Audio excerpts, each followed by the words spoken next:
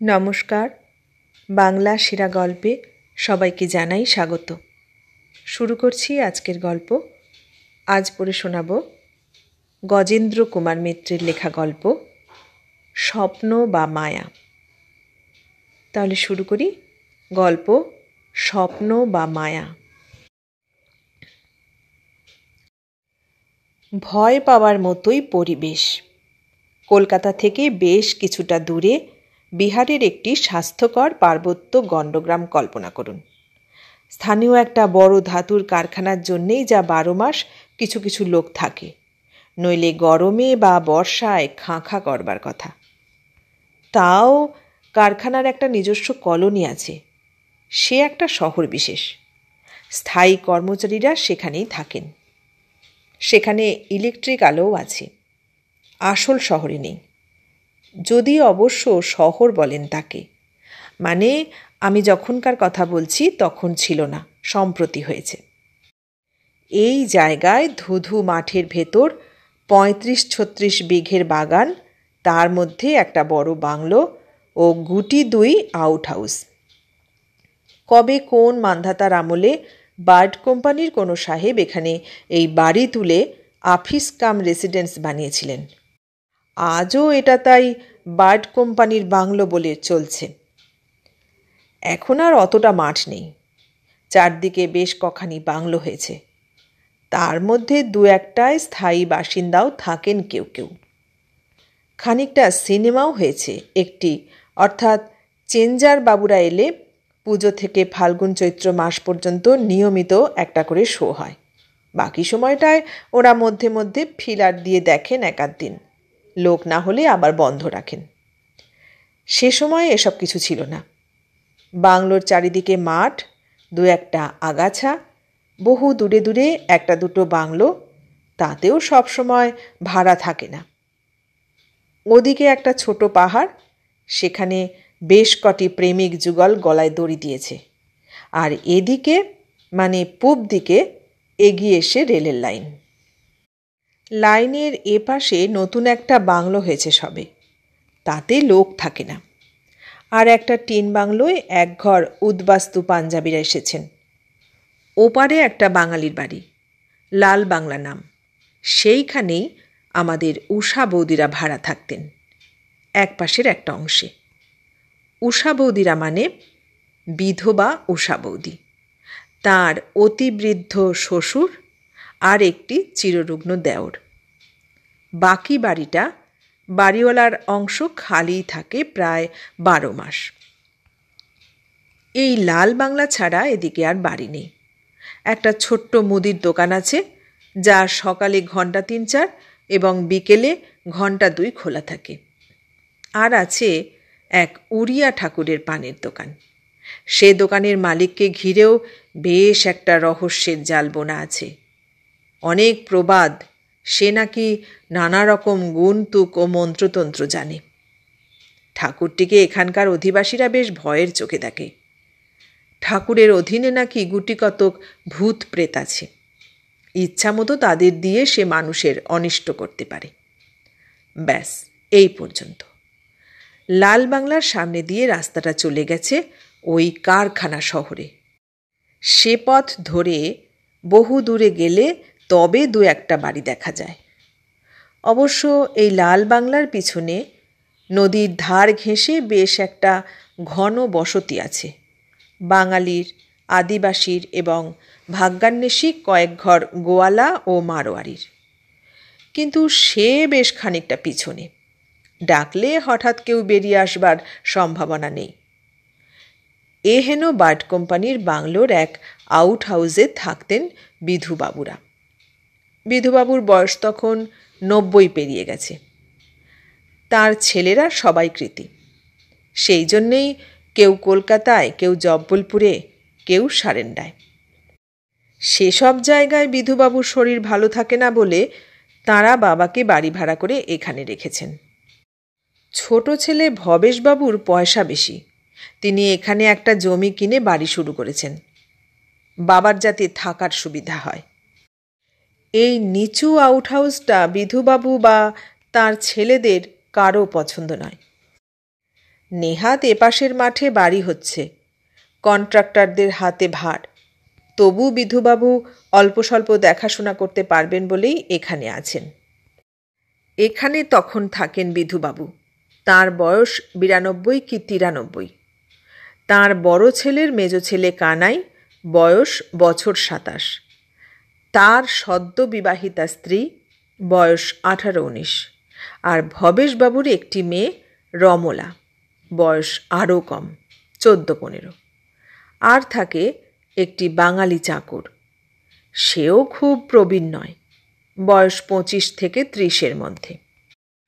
ঘটনাটা যেদিনের, সেদিনই সকালের গাড়িতে কানাই কলকাতা গেছে।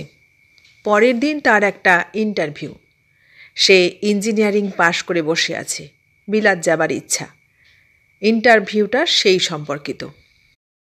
কাজ শেষ করে রাত্রের গাড়িতেই ফিরবে। একটা দিন চাকর রাখাল রইল, বিধুবাবু রইলেন। চালিয়ে নিতে পারবে না? বাড়িওয়ালাদের মালিও আছে একজন, তার অবশ্য একেবারে পিছন দিকে ঘর। তবু বললে মূল বাড়িতে এসেও শুতে পারবে। কানাই যেদিন যায় তার আগের দিনই বিধুবাবুর একটু জ্বর হয়েছে। তিনি সে কথাটা বলেননি, পাছে কানাইয়ের যাওয়ার বাধা পড়ে, কাজের ক্ষতি হয়। সামান্য সর্দি জ্বর, ও আপনিই ভালো হবে। কানাই বাড়ি থেকে বেরিয়েছে ভোর 6টারও আগে। মেল ট্রেন ধরে চলে যাবে। তখনও মেল ট্রেন ওখানে ধরত। সকাল 7টায় নাতবউ কণা দাদা শ্বশুরের চা এনে ডাকতে গিয়ে দেখল তিনি কেমন অসহায়ভাবে চেয়ে আছেন। তাঁর দু চোখ দিয়ে জল পড়ছে, কিন্তু কথা কইতে পারছেন না, উঠতে তো পারছেনই না। কণা ভয় পেয়ে রমলাকে ডাকল। দুজনে কোনো মতে ধরে ওঠাতে গেল, কিন্তু বৃদ্ধের দেহে নিজস্ব আর কোনো শক্তি নেই, ভারী হয়ে উঠেছে। অগত্যা শুইয়ে দিতে হলো। ওরা দুজনেই যথেষ্ট ভয় পেয়ে গেল। রাখালকে পাঠালো ডাক্তারের কাছে। রমলা ছুটে এসে উষা বৌদিকে খবর দিল। কাকিমা, শিগগির একবার আসুন, দাদু কেমন করছেন? উষা বৌদিরও শ্বশুরের দায়িত্ব। 80 কবেই পার করেছেন ভদ্রলোক। দেওরটি বয়সে না হোক, অসুখে আরও অথর্ব। সকালে রান্না জলখাবার সবই আছে। মায়ে গরম জলটি পর্যন্ত করে দিতে হয় 12 মাস। বৌদি সেই কথাই বললেন। কেমন করে যাই মা বলো, এদেরটা একটু গুছিয়ে না দিয়ে? আর আমি তো ডাক্তার নই, আমি গিয়েই বা কী বুঝব? যাই হোক, যা তুই, আমি একটু পরে যাচ্ছি। উষা বৌদির শ্বশুর কামিনীবাবুই ব্যস্ত হয়ে উঠলেন। বললেন, না বৌমা, তুমি আমাদের চাটা করে দিয়েই চলে যাও। দুটো ছেলে মানুষ, মেয়ে শুধু বাড়িতে, একজনের যাওয়া অবশ্য দরকার। ফিরে এসে দুটো ভাতে ভাত ফুটিয়ে দিতে পারো তো ভালো, নইলে ঘরে চিঁড়ে আছে, দুধ আছে, আমরা বেশ খেয়ে নিতে পারবো। তুমি যাও। উষা বৌদিও সেটা বুঝলেন। মানুষের এমন বিপদে গিয়ে দাঁড়াতে না পারলে মানুষ কিসের? তিনি চা জলখাবারই তৈরি করছিলেন। ওদের খাইয়ে নিজেও 1 কাপ চা খেয়ে রওনা হয়ে গেলেন। তিনি যখন পৌঁছলেন তখনও ডাক্তার আসেনি। তিনি যা বুঝলেন, বৃদ্ধের অবস্থা খুবই খারাপ।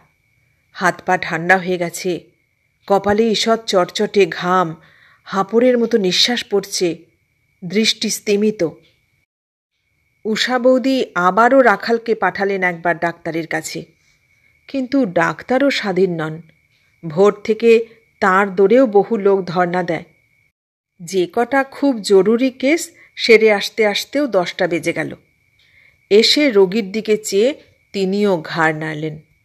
বললেন, মিছিমিছি আর ফোঁড়াফুঁড়ি করে লাভ নেই, এ শেষ অবস্থা। আর 94 বছর বয়স হলো।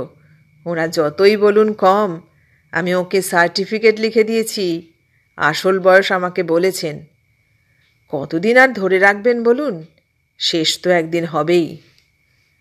আর একটু পরে সমস্ত গায়ে পাথরের মতো হয়ে আসবে। দেখবেন শুধু গলার কাছটা ধুক ধুক করছে। সেই সময়ে একটু নামটাম শোনাবেন বরং, গঙ্গা জল থাকলে 2-1 ফোঁটা মুখে দেবেন। তা এখন এদের উপায়? কেউ যে নেই। তাই তো। আচ্ছা, আমি এখনই ডাকঘর থেকে ভবেশবাবুকে ট্রাঙ্ক কল করছি। কিন্তু এখন তো আর সকালে ট্রেন ধরার কোনো উপায়ও নেই। আসতে সেই রাতের গাড়ি, এখানে আসতে যার নাম 3টে। ডাক্তারবাবু তাঁর কর্তব্য সেরে চলে গেলেন। তাঁর আর কী বা করবার ছিল? তবু তো উপযাচক হয়ে ট্রাঙ্ক কল করার ভারটা নিলেন। উষা বৌদি পড়লেন ফাঁপড়ে। তার নিজেরও শরীর ভালো নয়, লো প্রেশার, উদ্বেগ উত্তেজনাই যথেষ্ট খারাপ, তার ওপর ছোটাছুটি করা তো একেবারেই উচিত নয়। কিন্তু কী বা করবেন? এই দুটো বলতে গেলে বাচ্চা মেয়েকে ফেলে যাবেনই বা কেমন করে? কনাই বড়, বিবাহিতা, কিন্তু এ বয়সে এখনকার হিসেবে হেসে খেলে বেড়ানোর কথা। উষা বৌদি রোগীর কাছে বসলেন। রাখালকে বললেন, তুই যা হোক করে 2 ভাতে ভাত ফুটিয়ে খাইয়ে দে বাবা, নইলে এদের আজ আর খাওয়াই হবে না। বেলা 12টা নাগাদ এদের দুজনকে বসিয়ে উষা বৌদি বাড়ি গেলেন। তাঁরও বাড়িতে বৃদ্ধ আর রোগী, সে কর্তব্য দায়িত্ব সবার আগে। তবে বাড়ি পৌঁছে দেখলেন তার শ্বশুর ও দেওর মিলে ইতিমধ্যেই আলু ভাতে দিয়ে 2 ভাত করে নিয়েছেন।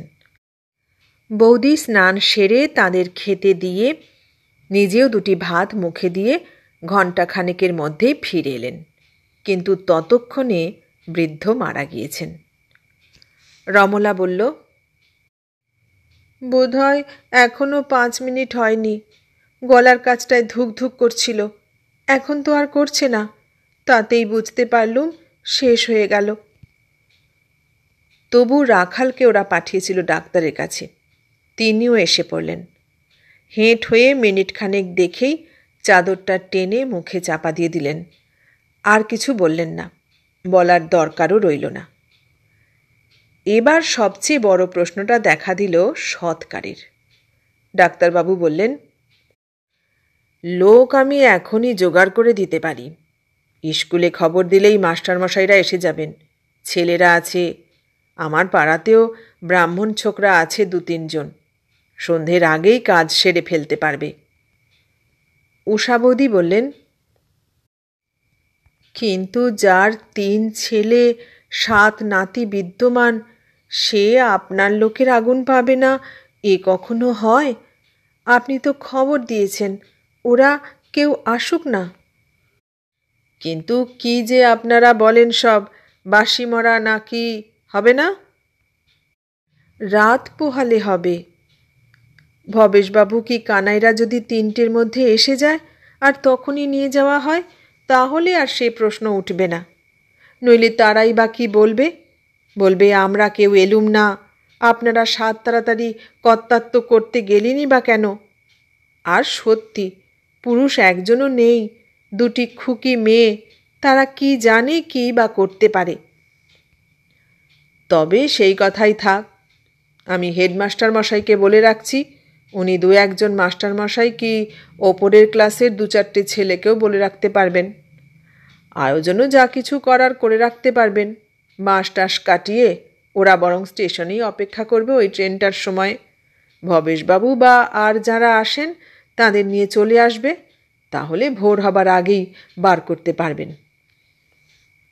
যথেষ্টই করলেন ডাক্তারবাবু। টেলিফোনের খরচা আর এদিকের যা দরকার হতে পারে সেই টাকাটাই নিলেন শুধু।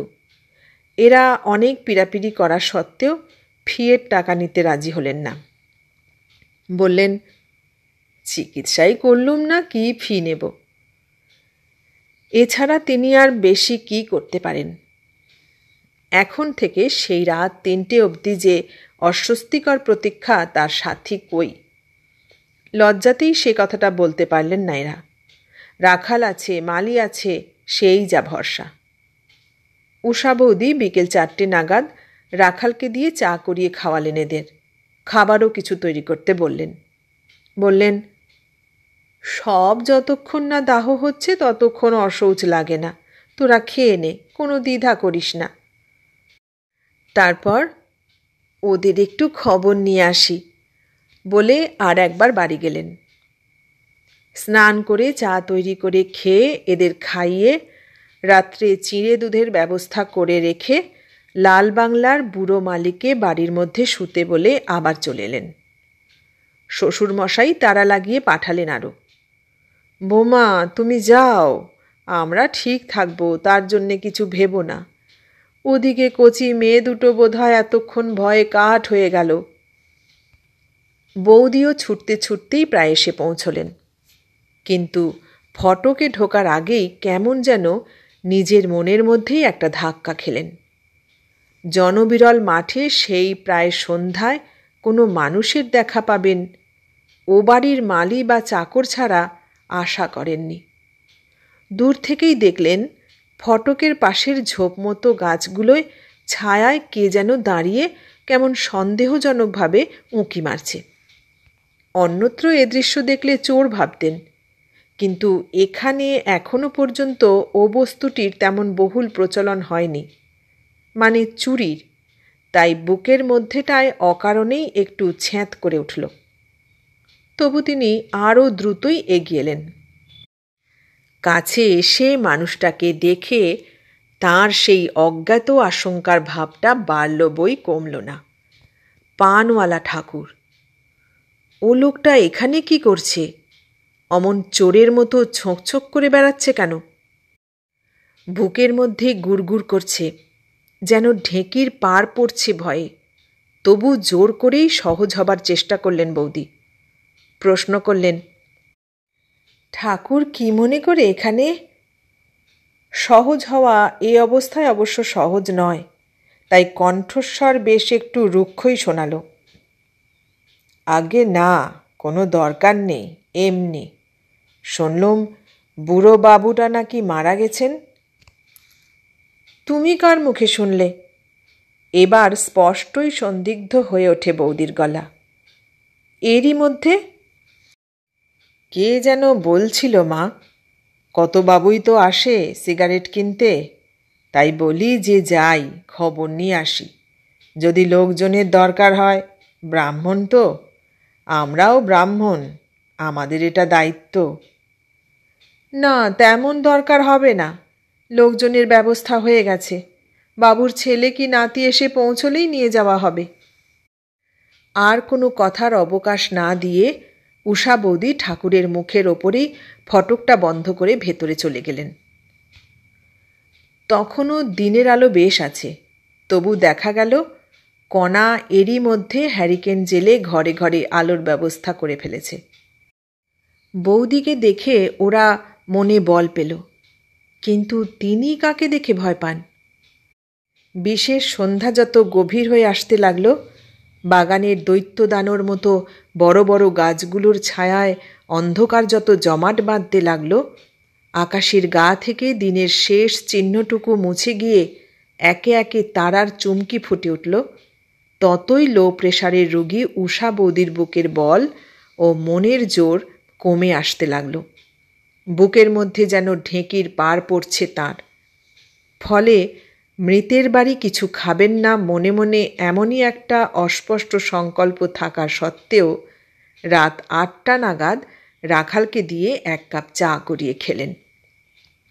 অবশ্য এদের বিস্তর অনুরোধ সত্ত্বেও আর কিছু খেতে রাজি হলেন না।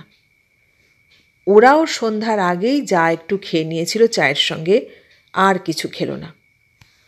এবার শোবার পালা। মেয়েরা ঠিক করেছিল জেগেই বসে থাকবে রাতটা, যতক্ষণ না পুরুষরা আসে, কিন্তু উষা বৌদি নিষেধ করলেন। বললেন, ওরে সে বড় বিশ্রী, তাতে শরীরের কষ্ট, আর যত রাত বাড়বে তত ভয় পাবি। এই জঙ্গল চারিদিকে, এমনিই তো ভয় করে, তার চেয়ে যা হোক একটা কিছু পাত এখানে, একসঙ্গেই সকলে শুয়ে পড়ি। রাখাল বরং পাশের ঘরে শোক, আর মালিটা যদি বারান্দায় শোয় একটু বলে দেখ। কণা ভয়ে ভয়ে বলল, কাকিমা, আমরা যদি সবাই পাশের ঘরেই শুই, এটা বন্ধ করে রেখে? না রে, তা উচিত হবে না, এমনিতেই বলে নিয়ম একজন মরা ছুঁয়ে বসে থাকা, তা তো হলোই না। একেবারে ঘর খালি রাখা ঠিক হবে না, এ ঘরে কারো থাকা দরকার। সেই মতোই ব্যবস্থা হলো। তবে সে এদের। মালি ঝেড়ে জবাব দিল, আমি ওখানে গিয়ে শুতে পারবো না, আমি আমার ঘরেই থাকবো, কোনো দরকার পড়লে ডাকবেন। বাবুরা এত বড় বাড়িটার ভার আমার হাতে ছেড়ে দিয়েছেন, আমি কি করে ওখানে যাই বলুন? রাখালের সে অজুহাত নেই। সে পাংশু মুখে ঘাড় নাড়ল। বিছানাও একটা পাতল পাশের ঘরে, কিন্তু পরে জানা গিয়েছিল সেখানে শেষ হয়নি। এরা শুয়ে পড়তে নিঃশব্দে উঠে গিয়ে মালির ঘরে তার সঙ্গে শুয়েছিল। এরা মাঝের দরজাটা অর্থাৎ রাখালের দিকেরটা খুলে রেখে বাইরেটা বন্ধ করে শুয়ে পড়লেন। নানা রকম মুখরোচক প্রসঙ্গ আলোচনা হলেও না হয় জেগে থাকা যায়, কিন্তু মৃতদেহ সামনে রেখে হালকা কোনো প্রসঙ্গ তোলা ভালো দেখায় না। দু একটা প্রাসঙ্গিক কথামাত্র উঠল, তাও আস্তে আস্তে চাপা গলায়। তেমন কথা কিছু অফুরন্তও নয়। ক্রমে সকলেই চুপ করে গেল একসময়। মেয়ে দুটো ঘুমিয়ে পড়ল, শেষে বৌদিও। ভবেশবাবুকে নেবার জন্যে এবং মৃত্যুর খবরটা দেবার জন্যে ডাক্তারবাবু যখন ফোন করেছেন তখন অবস্থা খারাপ, তখনও মারা যাননি, সেই খবরই দেওয়া হয়েছিল। স্থানীয় স্কুলের 2-4 শিক্ষক এবং গুটিচারেক উপরের দিকের ছাত্র স্টেশনে অপেক্ষা করছিল। ইতিমধ্যে তারা বাঁশের চালি ও দড়ি প্রভৃতিও গুছিয়ে রেখেছে। ভবেশবাবু প্রথমটা খুবই আঘাত পেলেন, কিন্তু তখন আর দুঃখ করারও সময় নেই। বাঙালিদের মতে মরা বাসি হওয়া খুব খারাপ, বাড়ির অকল্যাণ হয়, তাই মনের দুঃখ মনেই রেখে দ্রুত চলে আসতে হলো।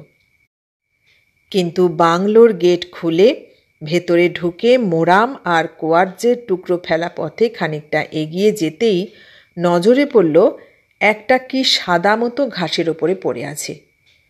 দ্রুত কাছে গিয়ে টর্চের আলোয় দেখলেন উষা বৌদি অজ্ঞান হয়ে পড়ে আছেন। তখন সর্বাগ্রে মুখে মাথায় জল দিয়ে বাতাস করে তার জ্ঞান ফেরানো হলো। আর তখনই আবিষ্কার হলো রাখাল এসে মালির খাটিয়ায় মালির পাশে শুয়ে ঘুমোচ্ছে। ওখানে 2টি অল্প বয়সী মেয়ে ঘুমে অচেতন, ঘরের দরজা খোলা। কি হয়েছিল উষা বৌদির? অনাবশ্যক বোধেই সেদিন কেউ আর জিজ্ঞাসা করেননি। ভয় পেয়েছিলেন তা তো বোঝাই যাচ্ছে, তাছাড়া তখনকার কাজটাই প্রধান। পরে উষা বৌদি উপযাচক হয়ে খুলে বলেছিলেন ব্যাপারটা। কিসের যেন একটা আওয়াজে ভয় পেয়ে রাখালকে ডাকতে গিয়ে দেখেন সে বিছানায় নেই। তখন তার খোঁজে বেরিয়ে দ্রুত যেতে গিয়ে হোঁচট খেয়ে পড়ে যান, তাতেই অজ্ঞান হয়ে গিয়ে থাকবেন। এরপর বহুদিন কেটে গেছে। ভবেশবাবুরা এখানের বাড়ি শেষ করেছেন, তবে বাড়ির প্রয়োজন আর নেই, কদাচিৎ কখনো আসেন যান। উষা বৌদিরাও বাড়ি বদল করেছেন। অনেক পরিবর্তন এসেছে এই গণ্ডগ্রামে, এখন এটা ক্রমশ শহরের রূপ নিচ্ছে। কিন্তু উষা বৌদির দুর্নামটা যায়নি। যে বাগে পায় সেই ওকে ঠাট্টা করে এই নিয়ে। কোনো রকম সাহসের প্রশ্ন উঠলেই সকলে বলে, যান যান, আপনি আর বলবেন না, আপনার কত সাহস তা বোঝা গেছে বিদুবাবু মরবার দিন। বৌদি চুপ করেই সহ্য করেন, সে আক্রমণের প্রতিবাদ করেন না। একদিন আমার সামনেই কে একজন সেই পুরনো ঠাট্টাটাই আর একবার ব্যবহার করলেন। তিনি উঠে যাবার পর আমি বললুম, না বাপু, সত্যি ওই বার্ড কোম্পানির বাংলোখানি যা একটা জঙ্গল বিশেষ, অতখানি বাগান, ওই বড় বড় গাছপালা, ওখানে এমনি রাত্রিবেলা গা ছমছম করে বাইরে বেরোলে। এখন তো তবু পাশে 2-1টা বাড়ি হয়েছে, তখন তাও ছিল না শুনেছি। আপনাকে ওরা ঠাট্টা করে, আমি তো বলি আপনার দুর্জয় সাহস। আপনি ওই 2টো বাচ্চা মেয়ে নিয়ে একা থাকতে রাজি হয়েছিলেন।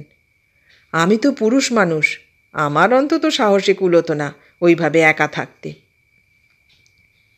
এই প্রথম বোধহয় একটু সহানুভূতি ও বিবেচনার পরিচয় পেয়ে মুখ খুললেন উষা বৌদি। একটু চুপ করে থেকে বললেন, দেখো, তোমাকে আজ একটা কথা বলছি, এতকাল কাউকে বলিনি। ব্যাপারটা অত সহজ কিছু হয়নি। উৎসুক মুখে ওর দিকে চেয়ে রইলাম। বৃথা জেনেই কোনো প্রশ্ন করলুম না। বুঝলুম উনিও এতকাল কথাটা বলবার জন্যেই ছটফট করেছেন। বৌদি আস্তে আস্তে বললেন, সেদিনের কথা তো শুনেছ সব।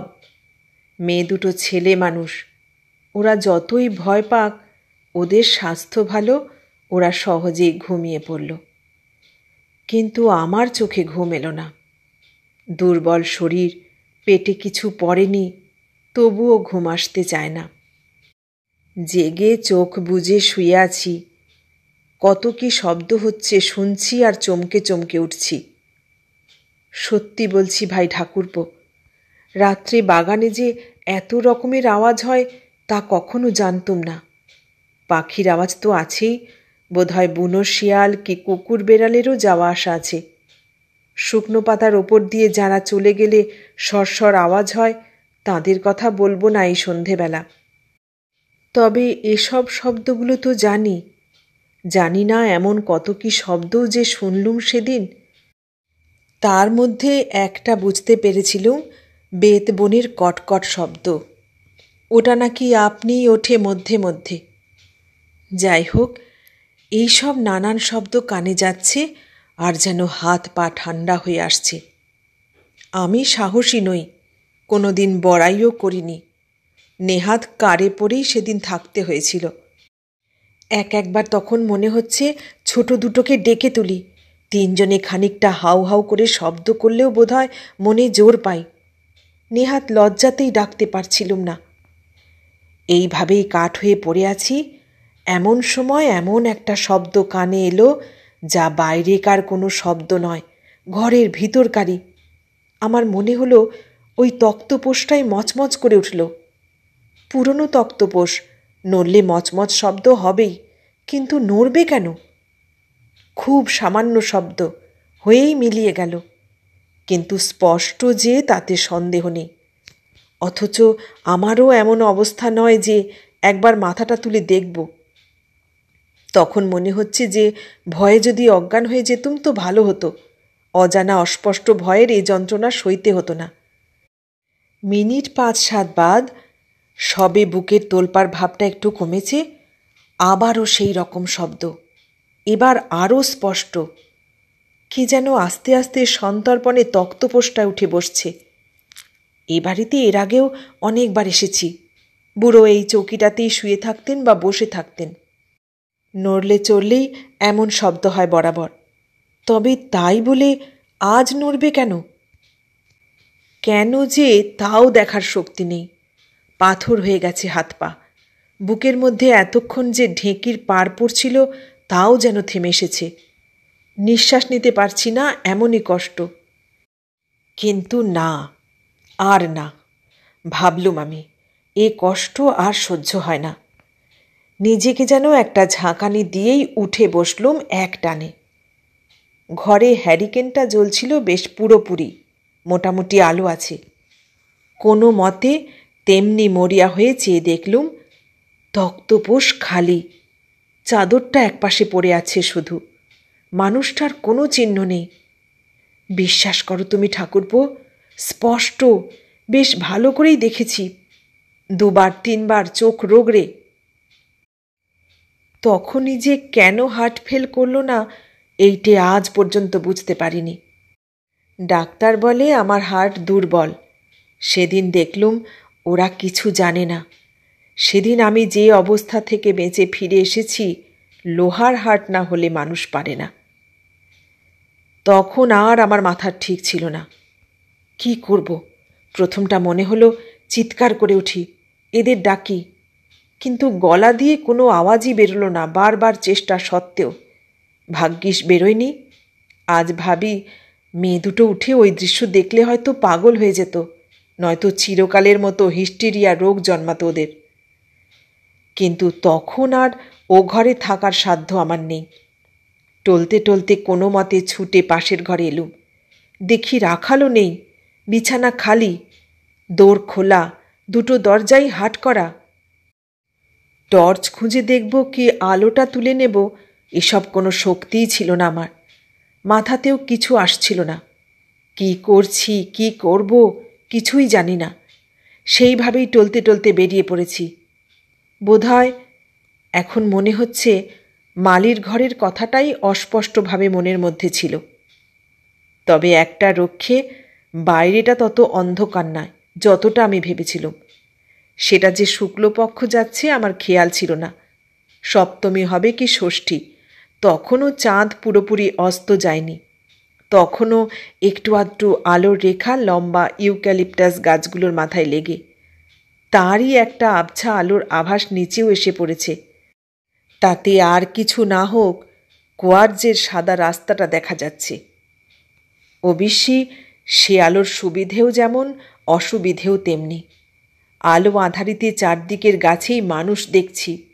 বিশেষ সাদা ইউক্যালিপটাস গাছগুলো তো আরও ভয়াবহ। তার উপর যেমন বাইরে পা দিয়েছি, কোথা থেকে এক ঝলক বাতাস উঠল।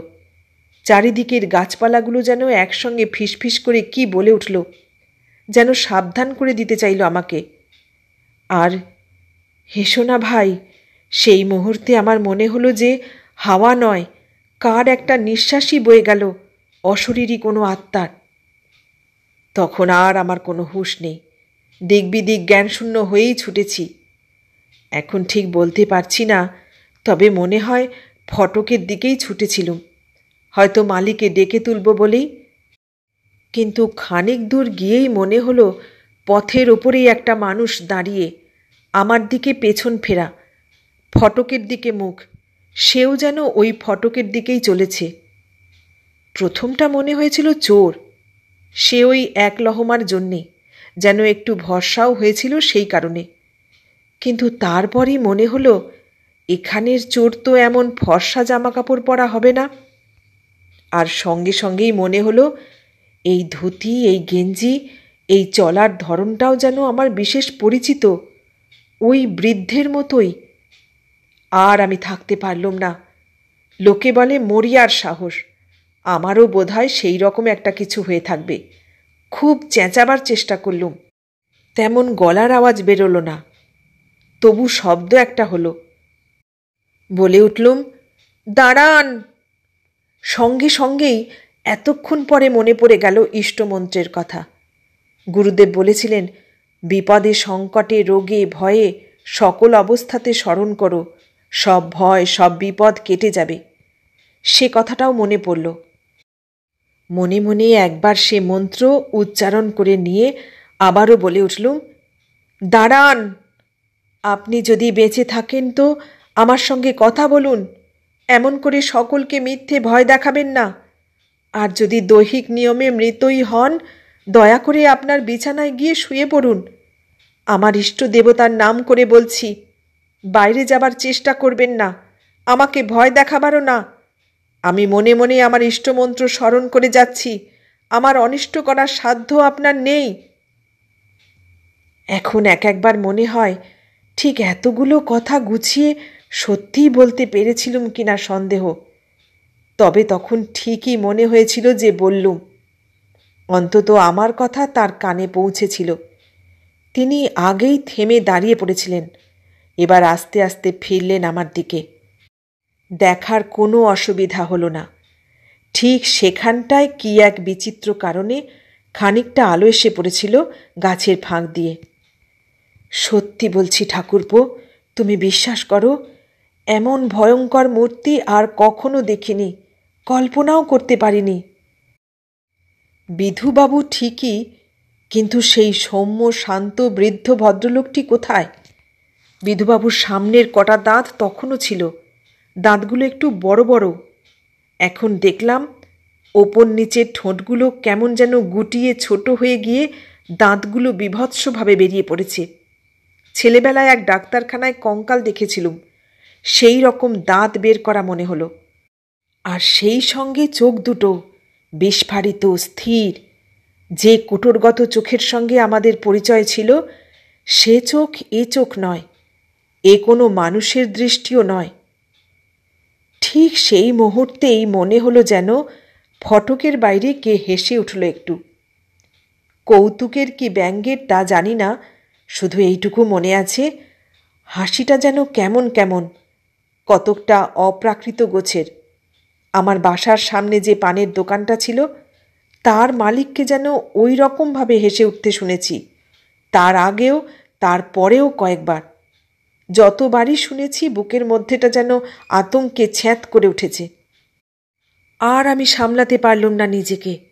ইষ্টমন্ত্র জপ করতে গেলুম বেশ চেঁচিয়ে, কিন্তু কোনো শব্দই আর গলা দিয়ে বেরোল না। সব একাকার ঝাপসা হয়ে গেল চোখের সামনে। তারপর আর কিছু মনে নেই। একেবারে যখন জ্ঞান হলো, দেখলুম ভবেশ ঠাকুরপো, সত্যবাবু, শক্তিশ সবাই মুখের ওপর ঝুঁকে রয়েছেন উদ্বিগ্ন হয়ে। এই পর্যন্ত বলে চুপ করলেন উষা বৌদি। দেখলুম তার মুখে তখনও, এতদিন পরেও, একটা গভীর আতঙ্কের ছায়া। আমি বললুম, আসলে ভয়ই পেয়েছিলেন খুব। ঘুম হয়নি তো, এটা ওটা নানা শব্দে নানা রকম ভয়াবহ ব্যাপার কল্পনা করেছেন, তাই থেকেই ওই অবস্থা হয়েছে। হ্যালুসিনেশন দেখেছেন। উষা বৌদি প্রবল কোনো প্রতিবাদ করলেন না, বরং সাই দিলেন যেন। বললেন, তাই হয়তো হবে, কিন্তু একটা সমস্যার কোনো মীমাংসা আজ পর্যন্ত খুঁজে পাইনি। কাউকে বলিও নি অবশ্য এতদিন, আজ তোমাকে বলছি। যখন জ্ঞান হলো, ওদের সঙ্গেই এসে ভেতরে ঢুকলুম।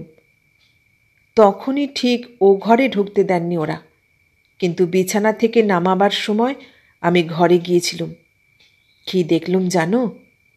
দেখলুম বৃদ্ধ এমনিই পড়ে আছেন, গায়ের ওপর সে চাদরটা নেই। আমি যাওয়ার আগে যেমন দেখে গেছি, সেইভাবেই এক পাশে পড়া, ঠিক যেমন কেউ গা থেকে সরিয়ে উঠে গেলে হয় তেমনি। আর ডাক্তারবাবু যখন চাদর টেনে ঢেকে রেখে যান, চোখটা একটুখানি আধখোলা ছিল, মুখও প্রায় বোজা। এখন দেখলুম সেই যেমন ফটকের কাছে আবছা আলোতে দেখেছিলুম, ঠেলে বেরিয়ে আসা দৃষ্টি, আর ঠোঁটগুলো কেমন যেন গুটিয়ে গিয়ে বড় বড় দাঁত খেঁচোনোর ভঙ্গিতে বেরিয়ে আছে কঙ্কালের মতো। ভুল দেখিনি, কারণ পরে ওটা নিয়ে সেদিন সে সময় ঘরে যারা ছিল তারা আলোচনা করেছে। সেদিনও সত্য মাস্টারমশাই বলছিলেন, ওই রকম ঠোঁট গুটিয়ে যাওয়া নাকি তিনি আর কখনো দেখেননি। কণারা ছেলে মানুষ, আর তখন কারুরই মাথা ঠিক নেই। অতগুলো লোক হঠাৎ এসে পড়েছে, কাঁচা ঘুম ভেঙে আমার ওই খবর শুনেছে। এতক্ষণ ওরা খোলা ঘরে একা শুয়েছিল, সে ভয় তো আছে। তখন ঘটনাটা অতীতে পরিণত হয়েছে ঠিকই। অনিষ্ট কারো কিছু হয়নি এও ঠিক, তবু এত লোকের মধ্যেও যে ভয় পেয়ে বসবে, এও স্বাভাবিক। কেউই তাই লক্ষ্য করেনি চাদরের ব্যাপারটা, নইলে ওরাও সাংঘাতিক ভয় পেত। আমিও আর মনে করিয়ে দিইনি, দিলে এরপরে আর ও বাড়িতে রাত্রে কেউ থাকতে চাইতো না। এখন এর কি জবাব দেবে দাও এই দুটো ব্যাপারের? জবাব আমি কিছুই দিতে পারিনি, সেদিনও না, তারপরেও না। এতক্ষণ শুনলেন গজেন্দ্র কুমার মিত্রের লেখা গল্প স্বপ্ন বা মায়া। কেমন লাগলো গল্পটা?